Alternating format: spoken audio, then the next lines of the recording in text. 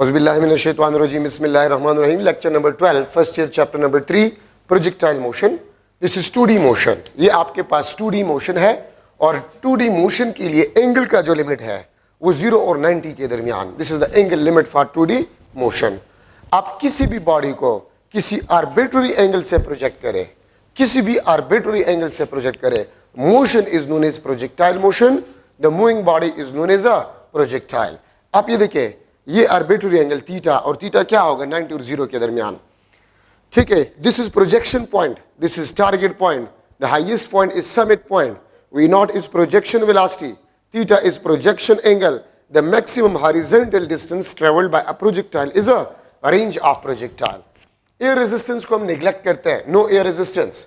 Fx आपके पास क्या बन जाएगा 0. No horizontal force, no horizontal force, no horizontal acceleration. अगर कोई एयर रेजिस्टेंस नहीं है तो कोई हॉरिजॉन्टल फोर्स नहीं होगा, और अगर हॉरिजॉन्टल फोर्स नहीं होगा तो हॉरिजॉन्टल एक्सेलरेशन आपके पास 0 होगा. जो वर्टिकल फोर्स है, the force along y axis, this will be a gravitational force and gravitational force will be constant. एक बात याद रखिए, किसी भी बॉडी को अगर आप आर्बिट्ररी एंगल से प्रोजेक्ट करें under constant gravitational force, under constant gravitational force, ठीक है, the motion is known as projectile motion. और प्रोजेक्टाइल मोशन के दौरान सिर्फ एक सिंगल फोर्स एक्ट करता है और वो ग्रेविटेशनल फोर्स होता है. ठीक है, और ग्रेविटेशनल फोर्स आपके पास जो है वो कांस्टेंट होना चाहिए. अगर एक फोर्स के अलावा कोई और फोर्स हो बॉडी पे, मोशन प्रोजेक्टाइल नहीं होगा. बुलेट को फायर किया जाता है तो बुलेट जब गन से निकल जाता है उसमें सिर्फ ग्रेविटेशनल फोर्स होता है, एयर रेजिस्टेंस को हम नेग्लेक्ट करते हैं, तो बुलेट का मोशन प्रोजेक्टाइल मोशन. ठीक है, शेल को, गोले को फायर किया जाता है तोप से तो गोले का मोशन प्रोजेक्टाइल मोशन. ठीक है, मैं स्टोन को गिरा देता हूं, किसी चीज को गिरा देता हूं, प्रोजेक्टाइल मोशन. मिसाइल्स दो किस्म के होते हैं, एक होते हैं guided missiles, laser guided missiles, रेलाइट गाइडेड मिसाइल्स, उसका मोशन प्रोजेक्टाइल मोशन नहीं होता. Long range missiles, Ghauri missile, Shaheen missile, ये गाइडेड मिसाइल्स होते हैं. ठीक है, लॉन्ग रेंज मिसाइल्स होते हैं और इसका मोशन प्रोजेक्टाइल मोशन नहीं कहलाता. शॉर्ट रेंज मिसाइल्स होते हैं, ठीक है, उसके मोशन को आप प्रोजेक्टाइल मोशन कह सकते हैं. एरोप्लेन का मोशन प्रोजेक्टाइल मोशन नहीं है. ठीक है, क्यों? Engine force. रॉकेट का मोशन प्रोजेक्टाइल मोशन नहीं है. इंजन फोर्स या थ्रस्ट फोर्स उस पे होते हैं which is other than the gravitational force. तो एक फोर्स होता है प्रोजेक्टाइल पे, वो कांस्टेंट होता है and that is a gravitational force. Acceleration होता है जी, ये माइनस क्या शो करता है? Downward. Minus means the acceleration of a projectile is always downward. तो माइनस का मतलब आपके पास ये होते हैं विच is constant. Science of projectiles को हम क्या कहते हैं? इसको हम बैलिस्टिक्स कहते हैं. The science of projectiles is ballistics. The path is known as a trajectory. ठीक है, इस पाथ को हम, पाथ जो है उसको हम ट्रेजेक्ट्री कहते हैं, लेकिन शेप ऑफ पाथ जो है इसको हम पैराबोलिक कहते हैं. और याद रखिए, अगर ग्रेविटेशनल फोर्स ना होता, अगर ग्रेविटेशनल फोर्स ना होता तो प्रोजेक्टाइल हमेशा, ये बॉडी हमेशा इस पाथ पे जाता. ठीक है, और पैराबोलिक पाथ पे ग्रेविटेशनल फोर्स इस बॉडी को मजबूर कर जाता है कि मूव करे. अगर आप देखें तो प्रोजेक्टाइल मोशन में हॉरिजॉन्टल मोशन भी है और वर्टिकल मोशन भी है. मैं अगर किसी चीज को इस तरह फेंक लेता हूं तो ये ऊपर भी जाएगा और हॉरिजॉन्टली भी जाएगा, वर्टिकल मोशन भी करेगा और हॉरिजॉन्टल मोशन भी करेगा. तो इसका मतलब यह है कि projectile motion is the superposition of horizontal and vertical motion. ठीक है, प्रोजेक्टाइल मोशन आपके पास जो है, this is the superposition of horizontal and vertical motion. अब हम एक एक मोशन को ले रहे हैं. Horizontal motion, horizontal motion, horizontal motion आपके पास जो है, इसमें याद रखिए आपके पास Fx जो है this is equal to 0. Fx is equal to 0. Ax आपके पास क्या होगा? This will be equal to 0. और अगर Ax 0 होगा तो इसका मतलब आपके पास होगा कि Vx will be equal to constant. No horizontal force, no horizontal acceleration. V not x आपके पास जो है this is equal to V not cos theta. V not x आपके पास जो this is equal to V not cos theta. ठीक है, so this is the horizontal component of velocity at the point of projection. अगर मैं कह दूं theta is the angle with vertical axis, theta is the angle with vertical axis, तो फिर V not x आपके पास वी नॉट साइन थीटा होगा। Instantaneous horizontal distance travel, ठीक है, इंस्टेंटेनियस हॉरिजेंटल, बल्कि मैं हॉरिजेंटल कंपोनेंट ऑफ वेलोसिटी पहले लिख लूंगा, कंपोनेंट ऑफ वेलोसिटी, ठीक है, instantaneous horizontal component of velocity, V X is equal to we not X is equal to we not cos theta and it is constant. याद रखे, throughout a projectile motion, throughout a projectile motion the horizontal component of velocity is a constant। ये अगर आपके पास projectile motion है, this is a projectile motion, ठीक है, ये आपके पास we x v not x, ये आपके पास वी एक्स, ये आपके पास वी एक्स, ये आपके पास वी एक्स, ये आपके पास वी एक्स। तो याद रखिए, throughout a projectile motion the horizontal component of velocity is constant। Point of projection से लेकर पॉइंट ऑफ टारगेट तक हॉरिजॉन्टल कंपोनेंट ऑफ वेलोसिटी का मैग्नीट्यूड भी कांस्टेंट होता है और डायरेक्शन भी कांस्टेंट होता है, ठीक है, ये बात याद रखिए। Through out a projectile motion horizontal component of velocity का मैग्नीट्यूड भी कांस्टेंट होता है और डायरेक्शन भी कांस्टेंट होता है, ठीक है, ये बात याद रखें। तो देखिए, अगर मैं कह दूं मैं एक बॉडी को फेंक रहा हूं, पॉइंट ऑफ प्रोजेक्शन पे अगर horizontal component of velocity 2 metre पर सेकंड हो, तो समिट पॉइंट पे हॉरिजॉन्टल कंपोनेंट ऑफ वेलोसिटी क्या होगा, 2 मीटर पर सेकंड, ठीक है। प्रोजेक्शन पॉइंट पे, टारगेट पॉइंट पे आपके पास हॉरिजॉन्टल कंपोनेंट ऑफ वेलोसिटी क्या होगा, 2 मीटर पर सेकंड। 1 सेकंड बाद क्या होगा, 2 मीटर पर सेकंड। तो horizontal component of velocity is constant through out a projectile motion. Instantaneous horizontal distance traveled,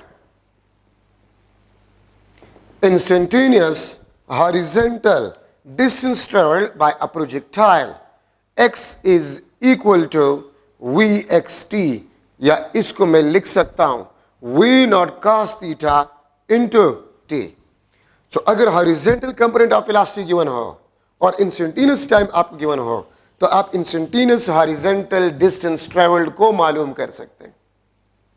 x is equal to v x t, अगर horizontal component of velocity given हो और इंस्टेंटेनियस टाइम, अगर मैं कह दूं कि horizontal component of velocity 2 metre पर second है, after 1 second what will be the horizontal distance travelled, तो 2 मीटर पर सेकंड, 1 सेकंड तो 2 metre, after 2 second what will be the horizontal distance travelled, 4 metre, इस तरह जाते जाए, ठीक है। V not cos theta into T, projection velocity अगर गिवन हो, प्रोजेक्शन एंगल गिवन हो और इंस्टेंटेनियस टाइम गिवन हो, तो आप इंस्टेंटेनियस हॉरिजॉन्टल डिस्टेंस ट्रेवल को इस फार्मूले से मालूम कर सकते हैं, ठीक है। तो ये आपके पास हॉरिजॉन्टल मोशन में इंपॉर्टेंट डिस्कशन आपके पास बन गया। अब अगर मैं लूं वर्टिकल मोशन, अगर मैं लूं वर्टिकल मोशन, तो याद रखिए एफ वाई आपके पास होगा, it will be f g and remember it will be constant. Gravitational force आपके पास वर्टिकल फोर्स होगा and it will be constant, and this is the only force on a projectile, this is the only force और single force on a projectile, ठीक है। A y आपके पास होगा, this will be equal to minus g, और v y आपके पास होगा if the vertical motion is accelerated, तो आपके पास vertical component of velocity variable velocity आपके पास होगा। F y is equal to f g is equal to constant, a y is equal to minus g, v y आपके पास है, this is a variable, ठीक है।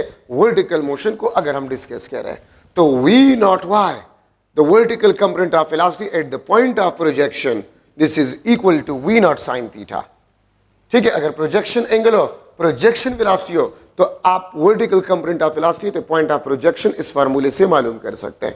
If theta is the angle with vertical axis, तो फिर V not why we not cos theta आपके पास होगा, ठीक है। Instantaneous vertical component of velocity, instantaneous vertical component of velocity, तो v y we not y minus g t, या इसको मैं लिख सकता हूं v not sine theta minus g t. ठीक है, तो ये आपके पास instantaneous vertical component of velocity है, और प्रोजेक्शन पॉइंट पे वेलोसिटी से आप जीटी को सब्ट्रैक्ट करें, ये आपको instantaneous vertical component of velocity देगा। So v y is equal to we not y minus g T.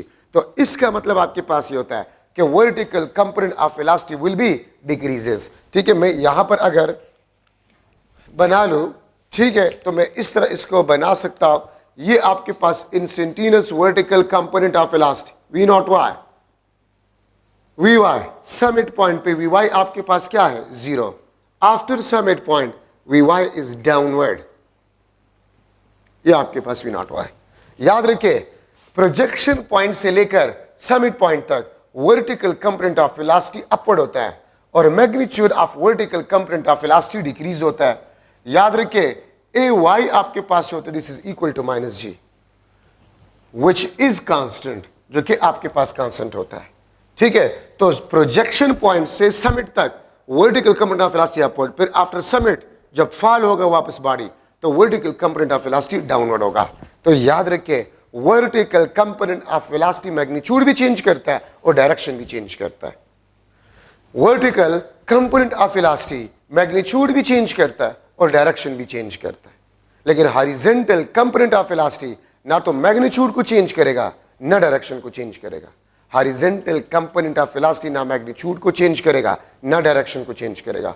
Vertical component of velocity magnitude को भी चेंज करेगा और डायरेक्शन को भी चेंज करेगा। अगर मैं आपसे पूछूं what is the angle between the acceleration of a projectile and vertical component of velocity, ठीक है, तो पॉसिबल एंगल क्या होगा, नगोरे वर्ता प्रोजेक्शन पॉइंट से समिट तक एक्सेलरेशन ऑफ अ प्रोजेक्टाइल और वर्टिकल कंपोनेंट ऑफ वेलोसिटी, इसके दरमियान 180 डिग्री एंगल होता है, लेकिन समिट पॉइंट के बाद एक्सेलरेशन और वर्टिकल कंपोनेंट ऑफ वेलोसिटी का एंगल जीरो होता है। तो अगर एमसीक्यू में आ जाए the angle between the acceleration of projectile, ठीक है, and vertical component of velocity, तो पॉसिबल एंगल्स क्या होंगे, तो 0R180, 0R180, ये दो एंगल्स पॉसिबल है। कोई और angle vertical component of velocity और एक्सेलरेशन ऑफ प्रोजेक्टाइल के दरमियान पॉसिबल नहीं है। और acceleration of a projectile and horizontal component of velocity is perpendicular, always perpendicular. Horizontal component of velocity and acceleration of a projectile, this is always perpendicular.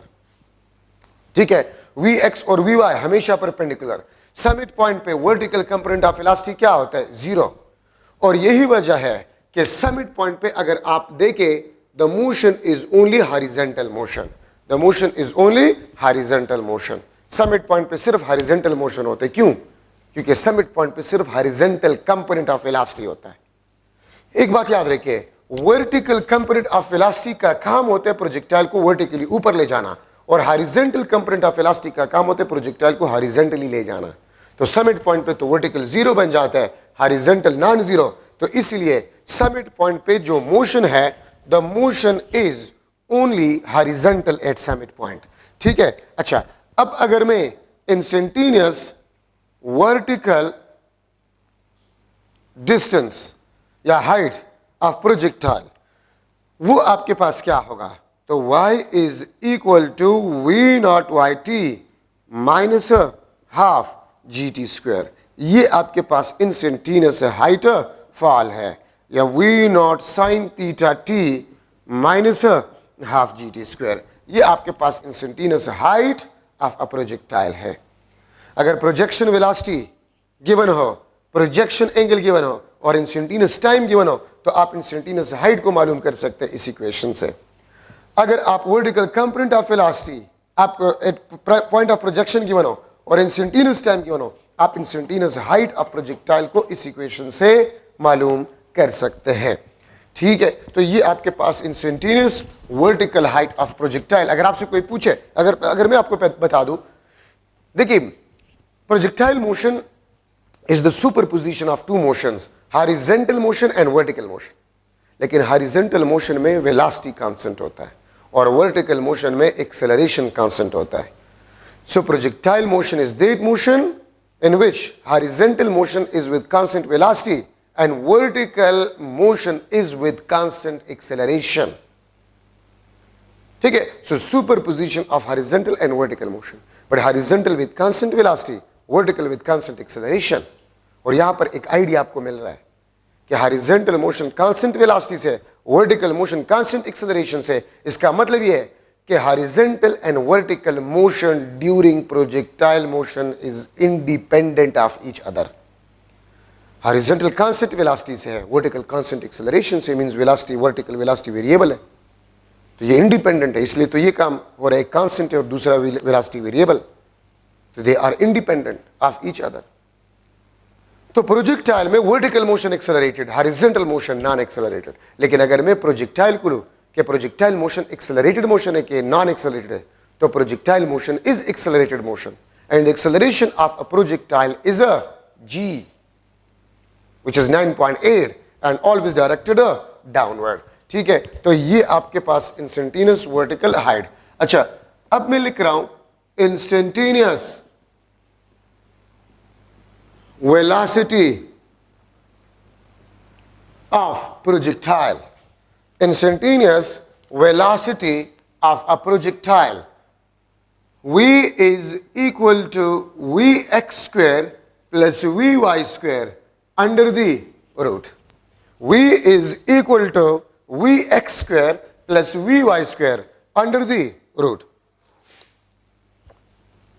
तो अगर आपको instantaneous horizontal component of velocity given हो and vertical component of velocity given हो और आपसे पूछ लिया जाए what is the instantaneous velocity of a projectile, तो इस इक्वेशन से आप इंस्टेंटेनियस वेलोसिटी को मालूम कर सकते हैं. ठीक है, Vx square plus Vy square under the root. अगर मैं लूं at point of projection, at point of projection, point of projection पे, या मैं यहां पर टारगेट भी लिख लेता हूं क्योंकि प्रोजेक्शन और टारगेट पॉइंट पे वेलोसिटी मैक्सिमम, प्रोजेक्शन पॉइंट पे या टारगेट पॉइंट पे वेलोसिटी आपके पास v, वेलोसिटी आपके पास v मैक्सिमम, जिसको मैं v नॉट लिख सकता हूं. The velocity at a point of projection या the velocity at a point of target is equal to maximum velocity. ठीक है, और आपके पास at point of projection Vy आपके पास मैक्सिमम होता है, इसलिए प्रोजेक्शन पॉइंट पे टोटल वेलोसिटी भी मैक्सिमम होता है. अगर आपके पास वेलोसिटी मैक्सिमम है तो kinetic energy at a point of projection, kinetic energy at a point of target, this is equal to half m v not square which is the maximum kinetic energy, which is the maximum kinetic energy. तो projection point पे और target point पे kinetic energy maximum, क्यों? क्योंकि velocity maximum होता है. Momentum at a point of projection, momentum at a point of target, this is equal to mv not which is equal to the maximum momentum, which is equal to the maximum momentum. ये momentum आपके पास maximum होते हैं, velocity भी maximum, kinetic energy भी maximum और momentum भी आपके पास प्रोजेक्शन और टारगेट पॉइंट पे मैक्सिमम होगा. ठीक है. अच्छा, अब अगर मैं समिट पॉइंट पे ले रहा हूं, at summit point means highest point पे, तो समिट पॉइंट पे याद रखे वी वाई आपके पास जीरो होता है और वी एक्स आपके पास वी नॉट कॉस थीटा ही होता है, विच इज कांस्टेंट. ठीक है. तो समिट पॉइंट पे वेलोसिटी आपके पास at summit point, this is equal to the minimum velocity which is equal to v x which is equal to we not cos theta. याद रखे समिट पॉइंट पे vertical component of velocity zero होता है, लेकिन velocity non zero होता है. Velocity horizontal component of velocity तो होता है विच इज मिनिमम. तो समिट पॉइंट पे वेलोसिटी मिनिमम होता है जो कि इसके बराबर है. तो काइनेटिक एनर्जी आपके पास समिट पॉइंट पे जो होगा, ठीक है, वो आपके पास half M v x square which is equal to half m v naught square cos square theta. And remember, summit point पे काइनेटिक एनर्जी आपके पास होता है, it is minimum. Summit point पे काइनेटिक एनर्जी आपके पास होते हैं, वो मिनिमम होते हैं, half M v x square, half M we not square cos square theta.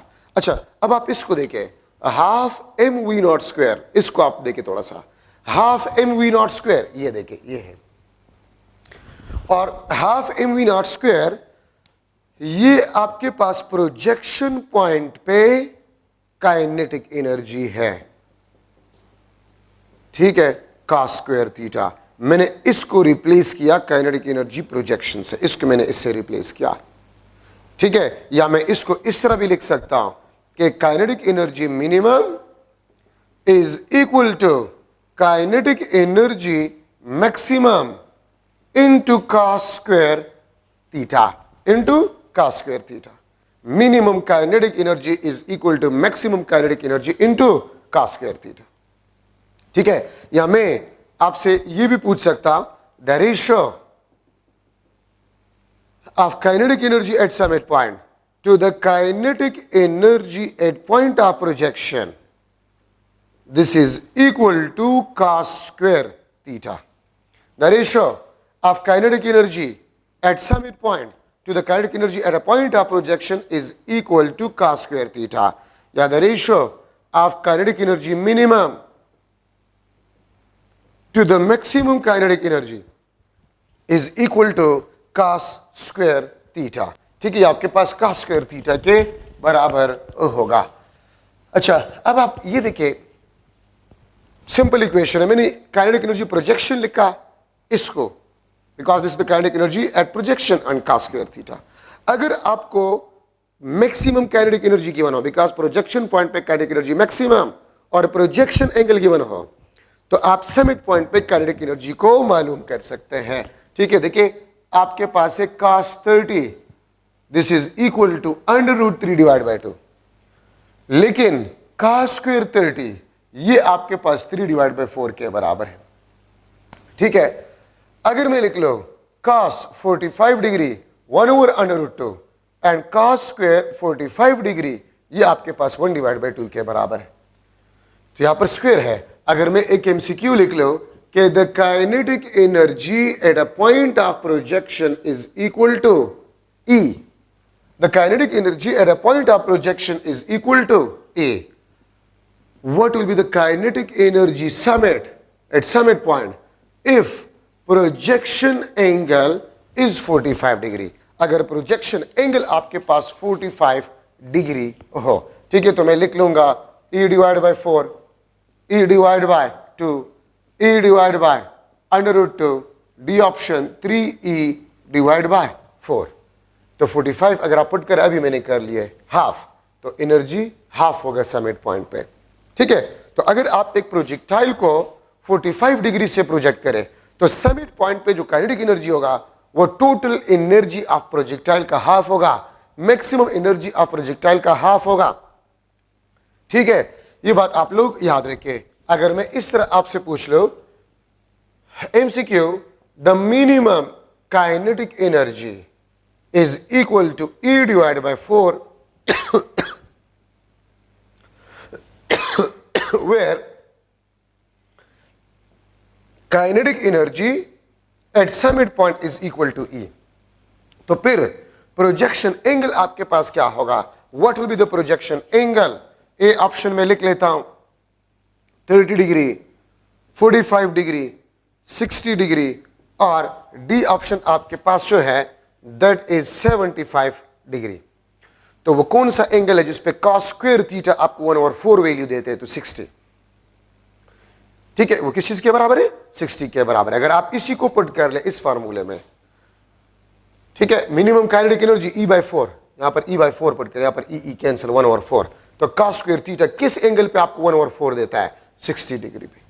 तो प्रोजेक्शन एंगल प्रोजेक्टाइल का वो 60 डिग्री आपके पास होगा. ठीक है, तो ये आपके पास kinetic energy at summit and kinetic energy at a point of projection. अच्छा, अब आप ये देखिए, प्रोजेक्शन पॉइंट पे काइनेटिक एनर्जी को मैं इस तरह भी लिख सकता हूं, half M we not square, v not square के बजाय v not x square plus v not y square में लिख सकता हूं। तो प्रोजेक्शन पॉइंट पे kinetic energy half M we not x square plus half M we not y square. ठीक है, ये आपके पास kinetic energy along x axis है and this is the kinetic energy along y axis. ठीक है, अगर आप लोग देखें तो समिट पॉइंट पे kinetic energy half M we not x square होता है which is equal to half M we not square का स्क्वायर थीटा। तो देखिए अब इस समिट पॉइंट पे सिर्फ ये टर्म है, ये टर्म आपके पास नहीं है, ये टर्म आपके पास नहीं है। तो इसका मतलब ये है कि this much energy is lost. तो kinetic energy y it is lost and this will be equal to potential energy gain which is the potential energy at summit point. और इसको मैं लिख सकता हूं half M v Y square half M we not square sine square theta. तो याद रखें potential energy at summit point is equal to half m v naught square sin square theta और half m v naught square इसको मैं replace कर सकता हूं kinetic energy at a point of projection into sin square theta into sin square theta। ठीक है, तो ये आपके पास potential energy at summit point. और मैं इस तरह भी लिख सकता हूं समिट पॉइंट पे हाइट मैक्सिमम है तो पोटेंशियल एनर्जी समिट पॉइंट पे मैक्सिमम होगा, प्रोजेक्शन पॉइंट पे काइनेटिक एनर्जी मैक्सिमम होगा इनटू साइन स्क्वायर थीटा। और मैं लिख सकता कि the ratio of potential energy at summit point to the kinetic energy at a point of projection, तो पॉइंट ऑफ प्रोजेक्शन। ठीक है, और मैं इसको इस तरह भी लिख सकता हूं maximum potential energy to the maximum kinetic energy, this is equal to sine square theta. The ratio of potential energy at summit point to the kinetic energy at a point of projection, yeah, the ratio of maximum potential energy to the maximum kinetic energy is equal to sine square theta. ये आपके पास sine square theta के बराबर होगा। ठीक है, मैं इस तरह भी आपको लिख सकता हूं, मैं इस तरह भी लिख सकता हूं the ratio of potential energy at summit to the kinetic energy at summit. तो potential energy at summit point half M we not square sine square theta और काइनेटिक एनर्जी समिट पे half M we not square cos square theta, this is cancel. तो potential energy at summit point to the kinetic energy at summit point, this is equal to sine square theta divided by cos square theta and this is equal to tangent square theta। ये आपके पास tangent square theta के बराबर आपके पास होगा। ठीक है, so these are some important discussion।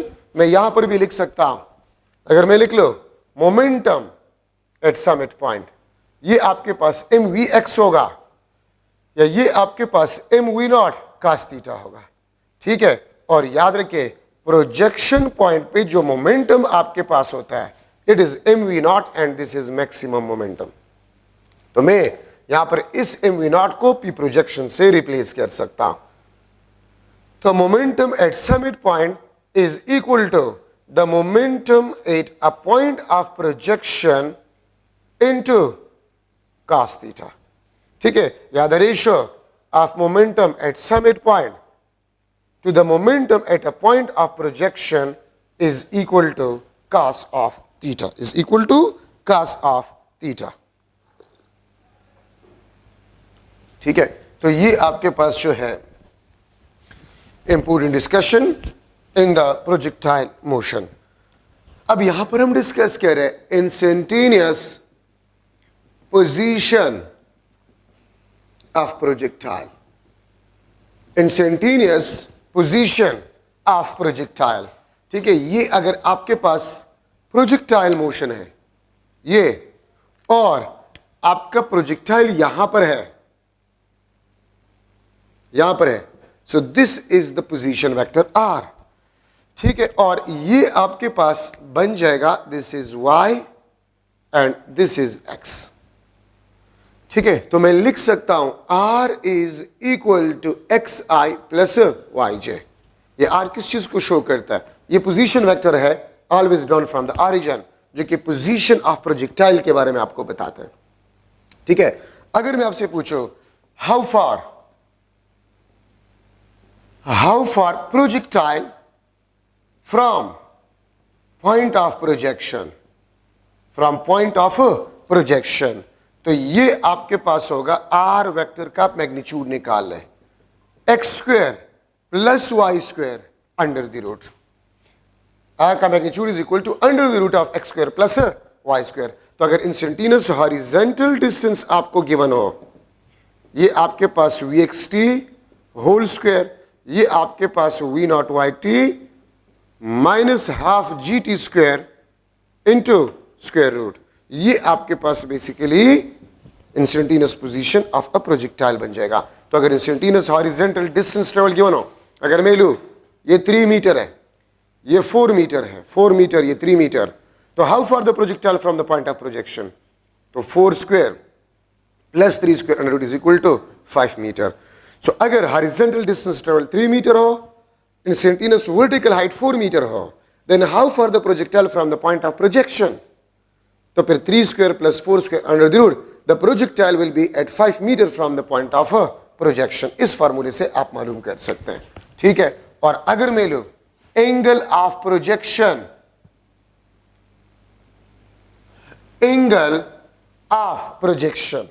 तो एंगल ऑफ प्रोजेक्शन आपके पास tangent theta y divide by x, या थीटा आपके पास हो this is equal to tan inverse y divide by x। Theta is equal to tan inverse y divide by x। इससे आप projection angle को मालूम कर सकते हैं। Theta is equal to tan inverse y divide by x। ठीक है, तो ये आप इंपॉर्टेंट जो है आप एंगल मालूम कर सकते हैं अगर इंस्टेंटेनियस वर्टिकल हाइट गिवन हो और इंस्टेंटेनियस हॉरिजॉन्टल डिस्टेंस गिवन हो। x का फार्मूला ये भी आप पुट कर सकते हैं, y का फार्मूला ये भी आप पुट कर सकते हैं, ये y ये x। अच्छा, अब यहां पर हम डिस्कस कर रहे हैं maximum height of projectile. Maximum height of projectile, जब प्रोजेक्टाइल समिट पॉइंट पे होता है तो हाइट मैक्सिमम होता है। ठीक है, और मैक्सिमम हाइट का formula v not y square divide by 2g v not square sine square theta divide by 2g। This is the maximum height of a projectile. और यहां पर आप देख सकते हैं maximum height directly proportional to we not y square, या यहां से मैं लिख सकता हूं maximum height is directly proportional to the square of a projection velocity. Maximum height is directly proportional to sine square theta. और यहां से मैं लिख सकता हूं maximum height is inversely proportional to g। अगर एक प्रोजेक्टाइल आप पेशावर में प्रोजेक्ट कर रहे हैं, उसी प्रोजेक्शन वेलोसिटी से प्रोजेक्टाइल को उसी प्रोजेक्शन एंगल के साथ अगर आप मरी में प्रोजेक्ट करें तो मरी में जी का वैल्यू कम होता है, वहां पर प्रोजेक्टाइल का हाइट क्या होगा? ज्यादा होगा। ठीक है, अगर मून पे आप सेम प्रोजेक्शन वेलोसिटी से और सेम प्रोजेक्शन एंगल से प्रोजेक्टाइल को प्रोजेक्ट कर रहे हैं तो आपको पता है कि मून पे जी का वैल्यू 6 टाइम कम है, तो हाइट प्रोजेक्टाइल का मून पे 6 टाइम ज्यादा होगा। ठीक है, अच्छा, time of flight, time of flight, time of flight is the time duration during which projectile is airborne या above the horizontal surface या above the ground। वो टाइम जिसमें प्रोजेक्टाइल ग्राउंड से ऊपर हो या हवा में हो उसको बेसिकली हम टाइम ऑफ फ्लाइट कहते हैं। Time of flight is equal to we not Y divide by G, या 2v naught sine theta divide by G. This is the equation of time of flight. Time of flight का formula है आपके पास, तो यहां से मैं लिख सकता हूं time of flight is directly proportional to we not y मैं लिख सकता हूं t is directly proportional to v naught, मैं लिख सकता हूं t is directly proportional to sin theta, यहां से मैं लिख सकता हूं t is inversely proportional to g। ठीक है, सो टाइम ऑफ फ्लाइट आपके पास जो है वो 2v0 sin 2v0 y divide by G या 2v0 sin theta divide by G. This is basically the time of flight, ये टाइम ऑफ फ्लाइट को रिप्रेजेंट करता है। ठीक है, और टाइम ऑफ फ्लाइट को मैंने आपको बता दिया कि टाइम ऑफ फ्लाइट वो टाइम ड्यूरेशन है जिसमें एक प्रोजेक्टाइल आपके पास जो है वो एयरबर्न हो या ग्राउंड से ऊपर हो। मैं इस तरह भी लिख सकता हूं the time when projectile is at summit point। ठीक है, time when projectile is at summit point, तो टोटल टाइम का आप हाफ निकाल लें। ठीक है, ये आपके पास v0 sin theta divide by G. देखिए, प्रोजेक्टाइल समिट पॉइंट तक जितने टाइम में जाता है तो समिट पॉइंट से ग्राउंड तक भी उतने टाइम में वापस आएगा। ठीक है, तो समिट पॉइंट तक जो टाइम होगा वो टाइम ऑफ फ्लाइट का हाफ होगा। और यहां पर हम प्रोजेक्शन वेलोसिटी, अगर प्रोजेक्शन वेलोसिटी को मैं डबल कर जाऊं, projection velocity double, the maximum height will be 4 times. अगर मैं प्रोजेक्शन वेलोसिटी को डबल कर जाऊं, the time of flight will be double. अगर मैं प्रोजेक्शन वेलोसिटी को हाफ कर जाऊं, time of flight will be half.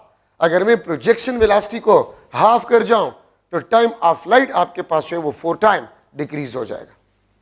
ठीक है, इस तरह थीटा के साथ अगर मैं सेम कांस्टेंट प्रोजेक्शन वेलोसिटी से 90 पे प्रोजेक्टाइल को प्रोजेक्ट करूं तो हाइट मैक्सिमम होगा, हाइट ज्यादा होगा तमाम एंगल के मुकाबले में। अब आपके ज़हन में यह आएगा कि प्रोजेक्टाइल मोशन में तो हम 0 और 90 के दरमियान लेते हैं। यस, वो 2D के लिए।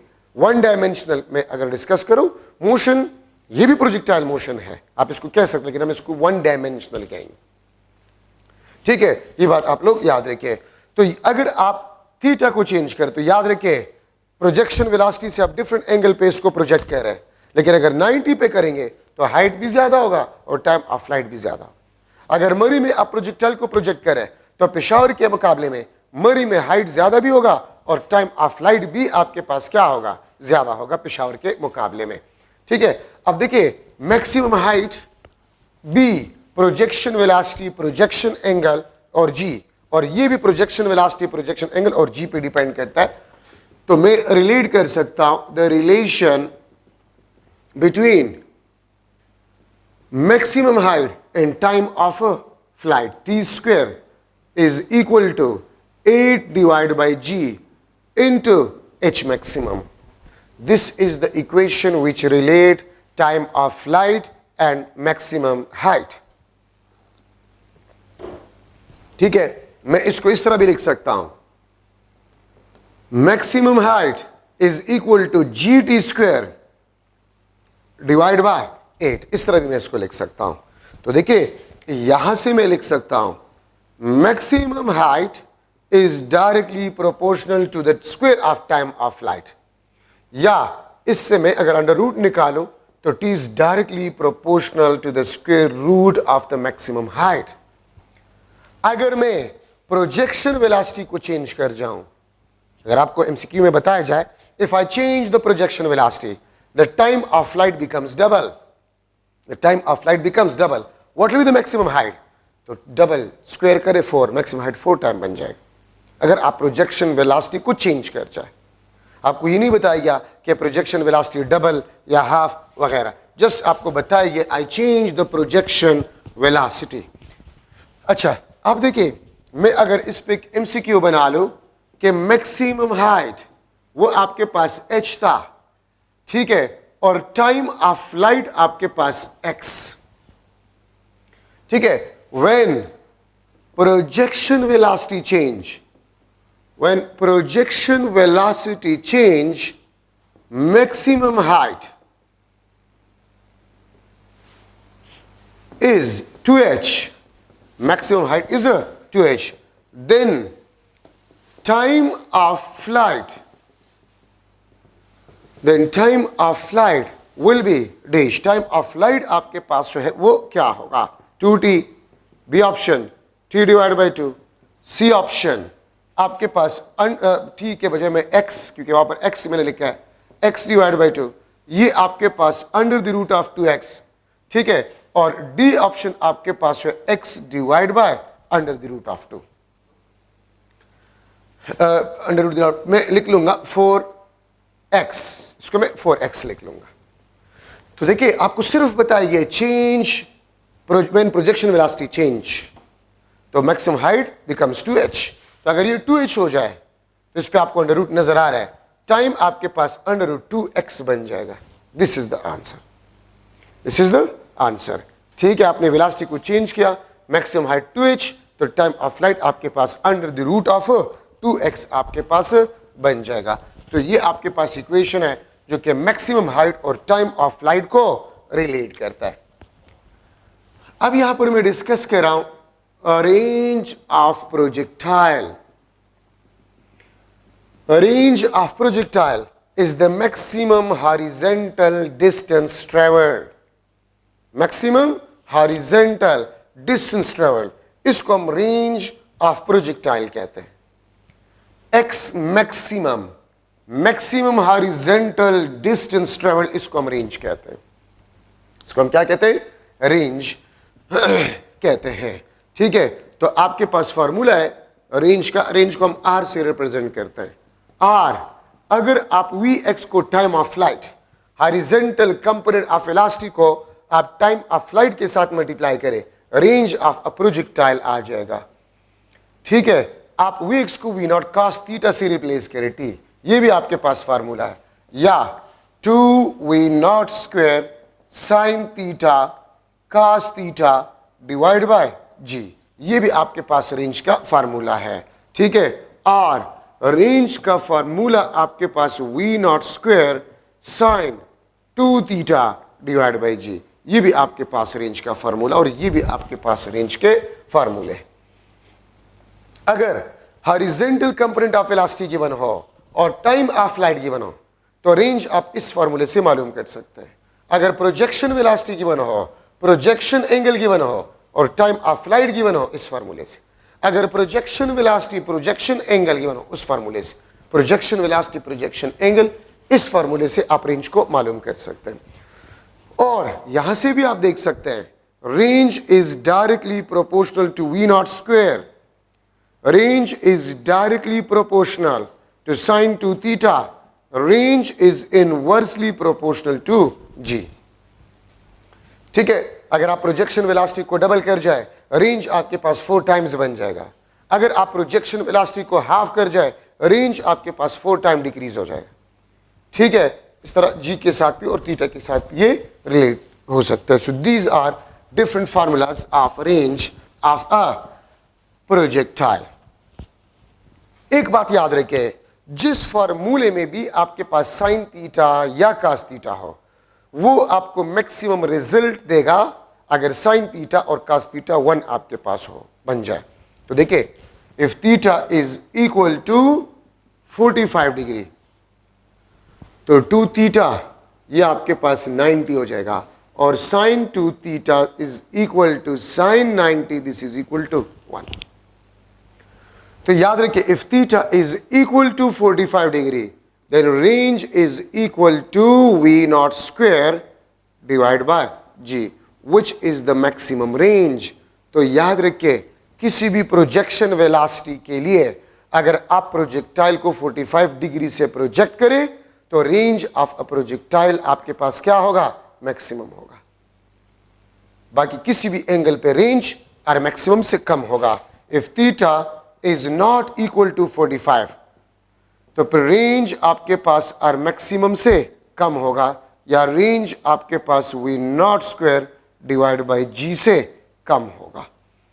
लेकिन अगर थीटा 45 हो तो रेंज आपके पास मैक्सिमम होगा। अच्छा, अब आप उस फॉर्मूले को देखिए, ये V0 square divide by g को, V0 square divide by g को मैं किस चीज से रिप्लेस कर सकता हूं, तो V0 square divide by g को मैं आर मैक्सिमम से रिप्लेस कर सकता हूं। ठीक है, वो मैं आर मैक्सिमम से रिप्लेस कर सकता हूं। तो देखिए आपके पास range is equal to R maximum into sine 2 theta. किसी भी थीटा पे जो रेंज होगा वो आप इससे मालूम कर सकते हैं।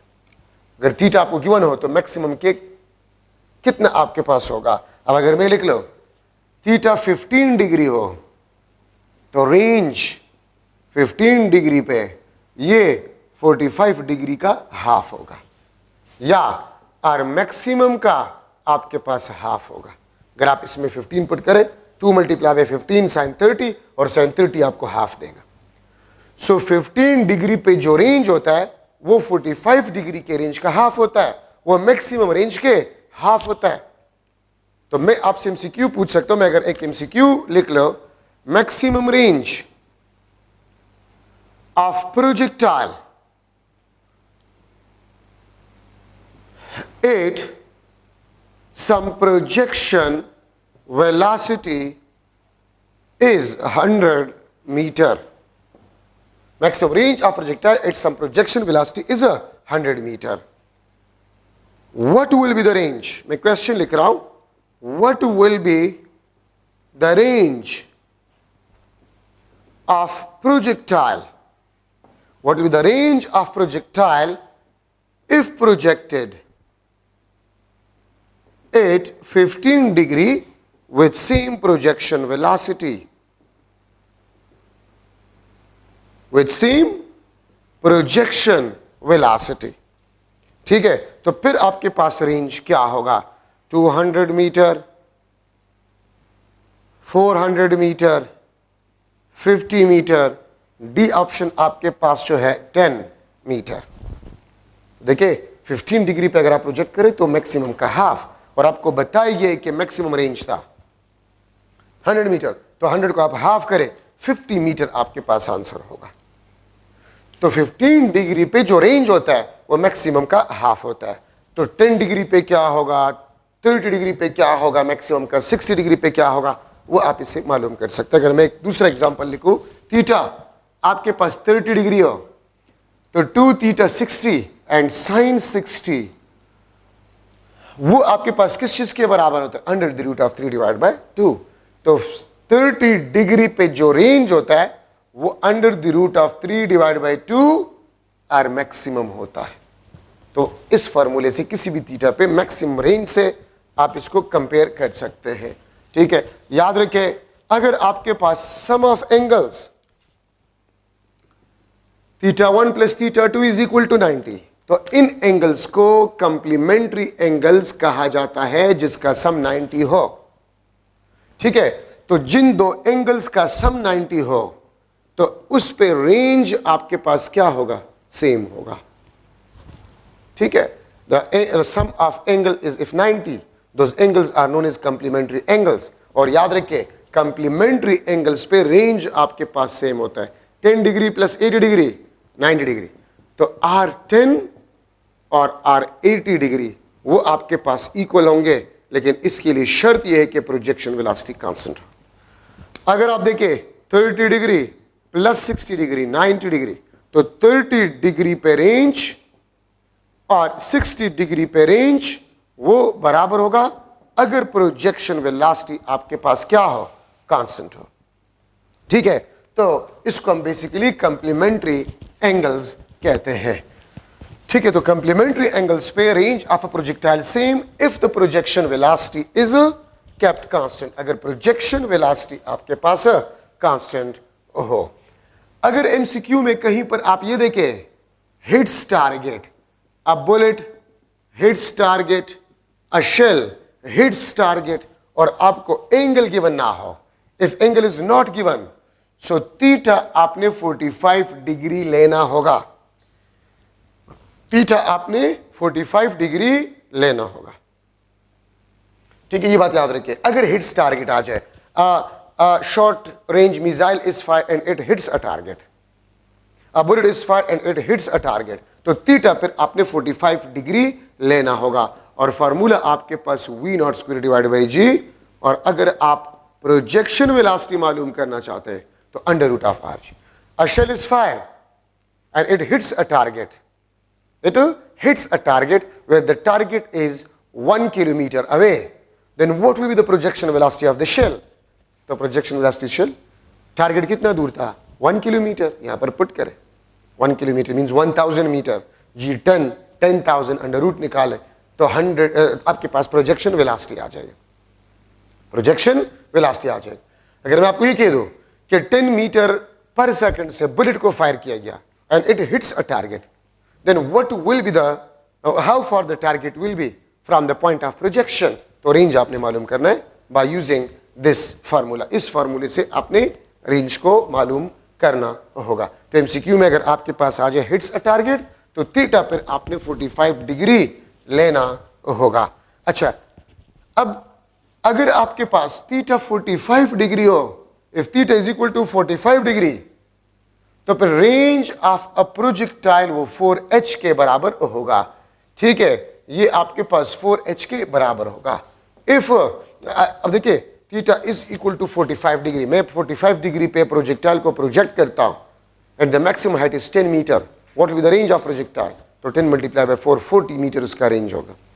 अगर मैं आपसे ये पूछूं कि मैक्सिमम रेंज ऑफ प्रोजेक्टाइल, जब मैं एक एमसीक्यू बना लूंगा, maximum range of projectile is 400 metre, then what will be height of projectile? ठीक है, हाइट ऑफ प्रोजेक्टाइल आपके पास क्या होगा? A option 800 metre, B option 1600 metre, C option 100 metre और डी ऑप्शन 400 मीटर. तो आप देखिए आपको बताया गया maximum range, it means 45 degree है मैक्सिमम रेंज. अगर आपको एंगल के बारे में ना बताया जाए, मैक्सिमम रेंज ही आपको बता रहे कि थीटा इज 45 डिग्री, तो h आपके पास r डिवाइड बाय 4. ठीक है, तो 400 को 4 पे डिवाइड करें, 100 मीटर आपके पास आंसर आ जाएगा. ठीक है, तो ये आपके पास जो है 45 डिग्री पे रेंज ऑफ अ प्रोजेक्टाइल आपके पास सेम होता है. ठीक है, अच्छा, अब अगर मैं थीटा 76 डिग्री लूं तो याद रखिए रेंज और हाइट आपके पास जो होते हैं वो बराबर होते हैं. और थीटा 76 डिग्री, या इसको मैं tan इनवर्स 4b लिख सकता हूं. एंड tan इनवर्स 4 76 डिग्री, और इस पे आपके पास रेंज और हाइट जो है वो बराबर होता है. बाकी किसी भी एंगल पे आपके पास रेंज और हाइट बराबर नहीं होते. ठीक है, सो रेंज और हाइट बराबर होता है if the projection angle is 76 degree. ठीक है, और 76 डिग्री का मतलब होता है tan इनवर्स 4. tan इनवर्स 4 वो आपको 76 डिग्री जो है वो देता है. ठीक है, अच्छा, अब यहां पर मैं कुछ जनरल डिस्कशन करवा रहा हूं. जनरल डिस्कशन आपके पास ये है कि अगर आपने किसी चीज को शूट करना है तो आपने थोड़ा सा ऊपर निशाना लेना होगा. क्यों? क्योंकि अगर आप थोड़ा सा ऊपर निशाना लेंगे, ये बिल्डिंग है, किसी चीज को आपने हिट करना है, ठीक है, गन के जरिए से, तो आपने थोड़ा सा ऊपर निशाना लेना होगा. तो आप ये देख सकते हैं, ठीक है, इसको हिट करेगा पैराबोलिक पाथ, लिटिल अबव आपने टारगेट लेना होगा निशाने के ऊपर. ठीक है, अगर ये बिल्डिंग है और इस बिल्डिंग से एक बॉडी को मैं नीचे थ्रो कर लेता हूं और दूसरे बॉडी को हॉरिजेंटली थ्रो कर लेता हूं, ये ए ये B, it is horizontally throw. ठीक है, and this is leave to fall downward. ठीक है, इन सेम टाइम में सेम हाइट से हमने एक बॉडी को हॉरिजेंटली प्रोजेक्ट किया और दूसरे को उसी टाइम सेम हाइट से सेम टाइम में डाउनवर्ड फॉल किया. ठीक है, तो क्या दोनों जमीन तक सेम टाइम में पहुंचेंगे? यस, क्योंकि ये भी हाइट फॉल करेगा हाफ GT², ये भी हाइट फॉल करेगा हाफ GT². ठीक है, तो इसलिए सेम टाइम में ये जमीन तक पहुंचेंगे. और मैंने आपको स्टार्ट में बताया था, अब आप में से कुछ स्टूडेंट्स के ज़हन में ये आएगा कि एक को तो हमने हॉरिजेंटली थ्रो किया, वो तो हॉरिजेंटल मोशन भी कह रहा है, और दूसरे को जस्ट लीव डाउनवर्ड, तो फिर क्यों सेम टाइम में पहुंचेंगे? तो मैंने कुछ देर पहले आपको बताया कि horizontal motion and vertical motion are independent of each other. Horizontal motion और वर्टिकल मोशन इंडिपेंडेंट है. अगर ये हॉरिजेंटली मूव कर रहा है और ये नहीं कर रहा तो खैर है ना, वर्टिकल फॉल वर्टिकल फॉल तो ये भी ग्रेविटेशनल फोर्स की वजह से कर रहा है, ये भी ग्रेविटेशनल फोर्स की वजह से कर रहा है।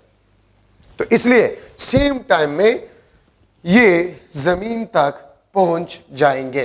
अच्छा, अगर मैं लिख लो if projectile is projected horizontally,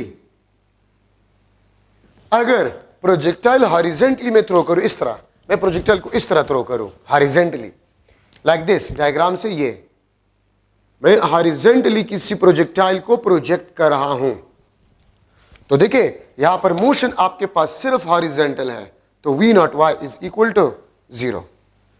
और याद रखिए जिस वेलोसिटी से आप प्रोजेक्ट करें वही आपके पास हॉरिजेंटल कंपोनेंट ऑफ वेलोसिटी होगा, और फिर कुछ देर बाद वर्टिकल कंपोनेंट ऑफ वेलोसिटी भी प्रोड्यूस होना शुरू हो जाएगा। दिस इज vy, ये आपके पास vx। ठीक है, तो मैं किसी भी बॉडी को अगर हॉरिजेंटली प्रोजेक्ट कर रहा हूं तो प्रोजेक्शन वेलोसिटी वही हॉरिजेंटल कंपोनेंट ऑफ वेलोसिटी होगा, और v नॉट y आपके पास क्या होगा, 0। मैं इस मार्कर को 2 मीटर पर सेकंड से हॉरिजेंटली प्रोजेक्ट कर रहा हूं, what will be the horizontal component of velocity, 2 metre पर second. What will be the horizontal component of velocity after 2 second, 2 metre पर सेकंड, क्योंकि हमने पढ़ा है कि throughout a projectile motion horizontal component of velocity is constant. ठीक है, तो प्रोजेक्शन जिस वेलोसिटी से आप इसको फेंकते हैं हॉरिजेंटली वही आपके पास horizontal component of velocity projectile का होगा। जहाज है हॉरिजेंटली मोशन कर है और वो बम को गिरा देता है, वो बम को गिरा देता है। ठीक है, तो बम का जो हॉरिजेंटल कंपोनेंट ऑफ वेलोसिटी होगा वो जहाज का वेलोसिटी होगा, जहाज का जो वेलोसिटी होगा वो बम का हॉरिजेंटल कंपोनेंट ऑफ वेलोसिटी होगा। अगर जहाज का स्पीड 10 मीटर पर सेकंड है और वो बम को गिरा दे तो बम का horizontal component of velocity 10 metre पर सेकंड होगा। ठीक है, आप छत पे दौड़ रहे हैं और जंप लगा रहे छत से, तो जो आपका स्पीड था वही जंप के दौरान आपका हॉरिजेंटल कंपोनेंट ऑफ वेलोसिटी होगा। लेकिन पॉइंट ऑफ प्रोजेक्शन पे vertical component of velocity 0, v not y 0। हाँ, after some time vertical component of velocity will be produces, हमने ये फार्मूला पढ़ा था ना, v not y minus gt, तो v नॉट y तो 0 हुआ, तो आपके पास सिर्फ gt रहेगा। तो अगर मैं आपसे पूछूं what will be the velocity at a point of vertical component of velocity at a point of projection, 0. What will be the vertical component of velocity after 1 second, तो 1 second g meter per second, after 1 second vertical component of velocity होगा। What will be the vertical component of velocity after 2 seconds, तो 2g meter per second, 2g means 19.6 meter per second. What will be the vertical component of velocity after 3 seconds, 3g meter per second। ठीक है, अच्छा x आपके पास क्या होगा, वही आपके पास vxt, y आपके पास हाइट फॉल, ये अगर ग्रेविटेशनल फोर्स ना होता, Fg अगर 0 होता तो ये होता, और अगर ये फॉल कौन करवा रहा है, हमने ये फार्मूला पहले भी पढ़ा है, हाफ gt², इसी को ही y कहा जाता है, और y यहां पर आपके पास जो है इसको हम हाइट फॉल कहते हैं। एक बॉडी को मैं 2 मीटर पर सेकंड से हॉरिजेंटली प्रोजेक्ट करता हूं, after 1 second what is the height fall, तो इस फार्मूले से आप हाइट फॉल को मालूम कर सकते हैं। Time of fall 2h divide by g या 2y divide by g under the root, ये आपके पास टाइम ऑफ फॉल। जहाज है और वो 100 मीटर एबाव या 100 किलोमीटर एबाव से बम को गिरा देता है, कितने टाइम में वो जमीन तक पहुंचेगा, तो ये फार्मूला। ठीक है, कितने टाइम में हाइट फॉल होगा, ये फार्मूला। ए वाई आपके पास g, ए वाई आपके पास g, ए x आपके पास जो है दिस इज इक्वल टू 0। तो फिर आप ये फार्मूले इस्तेमाल करेंगे, v not y 0, v y gt, x आपके पास है this is equal to vxt, y is equal to half gt²। These are the important discussion. ठीक है, अगर मैं आपसे एक MCQ जो है वो लिख लो कि MCQ stone is projected horizontally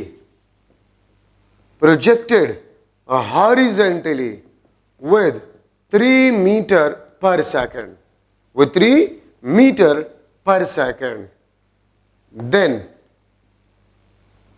v not y क्या होगा, ए y क्या होगा, ए x आपके पास क्या होगा। ठीक है, ये क्वेश्चन मैं आपसे पूछ सकता हूं after 1 second after 1 second we Y क्या होगा, हाइट फॉल क्या होगा, ठीक है। वी एक्स आपके पास क्या होगा, इंस्टेंटेनियस वेलोसिटी क्या होगा, इंस्टेंटेनियस वेलोसिटी आपके पास we x square plus V Y square under the root. तो देखिए वी नॉट वाई क्या होगा, जीरो, ए वाई क्या होगा, जी, अगर माइनस जी है तो फिर आप माइनस जी को प्रेफर करेंगे, नहीं है तो फिर G, A X zero. After 1 second we Y क्या होगा, तो वी वाई वहां से देखिए जी टी, ये आपके पास जी मीटर पर सेकंड होगा। हाइट फॉल क्या होगा 1 सेकंड बाद, G divide by 2 metre. V X क्या होगा आपके पास, यहां पर वी एक्स मैंने नहीं लिखा था, वी एक्स आपके पास 3 मीटर पर सेकंड होगा, वी एक्स आपके पास 3 मीटर पर सेकंड होगा। और वेलोसिटी क्या होगा, तो देखिए वी एक्स 3 वी वाई जी, तो आपके पास 3 स्क्वायर, आसानी के लिए जी को आप 10 स्क्वायर ले लें अंडर रूट, ये आपके पास इंस्टेंटेनियस वेलोसिटी आ जाएगी। और देखिए मैंने पहले भी आपको बताया कि horizontal motion and vertical motion are independent of each other.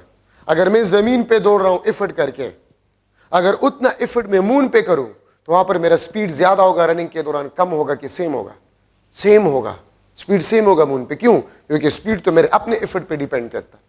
लेकिन अगर मैं यहां पर दौड़ रहा हूं और जंप के दौरान मेरा हाइट h है, अगर मैं मून पे दौड़ रहा हूं तो वहां पर मेरा हाइट क्या होगा, जंप के दौरान, तो वहां पर हाइट ज्यादा होगा, क्योंकि height is inversely proportional to g maximum height वाला फार्मूला देखे, ठीक है। तो वो जी के इनवर्सली प्रोपोर्शनल है, तो जी मून पे कम है 6 टाइम, तो हाइट 6 टाइम जो है वो आपके पास ज्यादा होगा, ठीक है। तो ये आपके पास जनरल डिस्कशन है।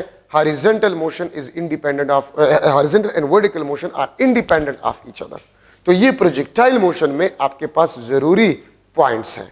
अब देखिए एक क्वेश्चन आपसे ये भी पूछा जा सकता है कि एक मंकी जो है वो दरख्त में है और आपने उसी पे टारगेट लिया है, जब आप फायर करते हैं उसी instant of time monkey jump downward, तो bullet will hit a monkey, miss a monkey, या इनकम्प्लीटेड फॉर्मेशन, या नन ऑफ दीस। तो अगर आपने मंकी पे ही टारगेट लिया है, ना ऊपर ना नीचे, उसी को टारगेट किया है आपने, और जो आप फायर करते हैं उसी instant of time monkey jump downward, तो मंकी भी फ्री फॉल मोशन कर रहा है और बुलेट भी फ्री फॉल मोशन कर रहा है, so bullet will hit a monkey. तो ये थोड़ा सा जनरल डिस्कशन था आपके पास। चैप्टर नंबर 3 भी खत्म हो गया। इंशाल्लाह नेक्स्ट लेक्चर में 1 आवर या 1 आवर 15 मिनट में मैं 4th चैप्टर को भी खत्म करूंगा, वर्क, पावर एंड एनर्जी। तो प्लीज आप लोग वर्क, पावर, एनर्जी के डिफिनीशंस वगैरह, एब्सोल्यूट ग्रेविटेशनल पोटेंशियल एनर्जी, वो डिफिनीशंस आप खुद से पढ़ें, ठीक है। मैं इंशाल्लाह लेक्चर नंबर 13 में वर्क, पावर एंड एनर्जी करवाऊंगा, ठीक है। Thank you so much.